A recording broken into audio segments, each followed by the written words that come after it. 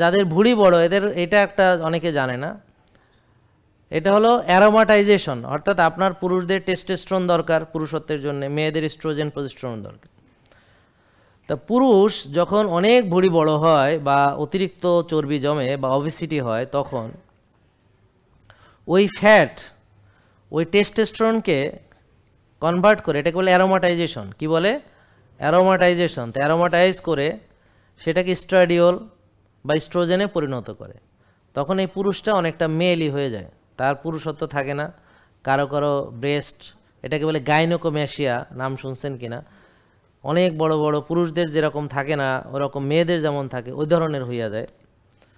আর মেয়েরা যদি টেস্টোস্টেরন বেড়ে যায়, মানে ইনসুলিন রেজিস্ট্যান্স হলে, তারা হয়ে যায় পুরুষের মতো। তারা বুকে লোম গজায়, দাড়ি হয়, মোষ হয়, ঘাড় কালো হয়, ব্রণ হয় মুখে, বাচ্চা হয় না, মাথায় টাক পড়ে, মাসিক হয় না, পিসিওএস হয়, পলিসিস্টিক ওভারি হয়, বাচ্চা হয় না, মাসিক হয় না, এরকম ইনফার্টিলিটি। তো তাহলে দেখেন, আল্লাহর নিয়ম যদি কেউ না মানে, অর্থাৎ সীমা লঙ্ঘন করে, তখন আল্লাহ মেয়েকে পুরুষের মতো আর পুরুষকে মেয়ের মতো বানা দেয়। কীভাবে? যেমন আল্লাহ বলছে 1 ভাগ খাও, সীমা লঙ্ঘন করো না, অপচয় করো না। অপচয় মানে অতিরিক্ত খাওয়া একটা অপচয়, সেটা পেটের ভিতরে দিলেন। অনেক মহিলাদের ভিতরে অপচয় সম্পর্কে একটা ভ্রান্ত ধারণা আমি দেখতে পাই।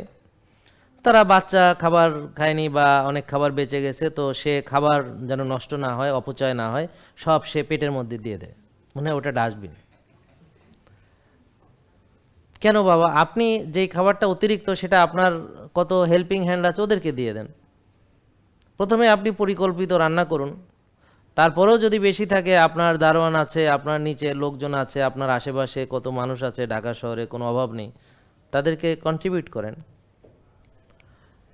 তো তাহলে আপনি কেন ওইটা আপনার পেটে ঢুকাইলেন? ঢুকায় এখন আপনার তৈলাক্ত হয়ে গেলেন, লিভারে চর্বি জমলো, ফ্যাটি লিভার হলো, সিরোসিস হলো, লিভার ট্রান্সপ্লান্ট। এখন নিজেরটা নষ্ট করে আরেকজনের লিভার নিয়ে এখন টানাটানি করতেছে, নিজেরটা নষ্ট করে আরেকজনের কেটে নিয়ে আসতে লাগে।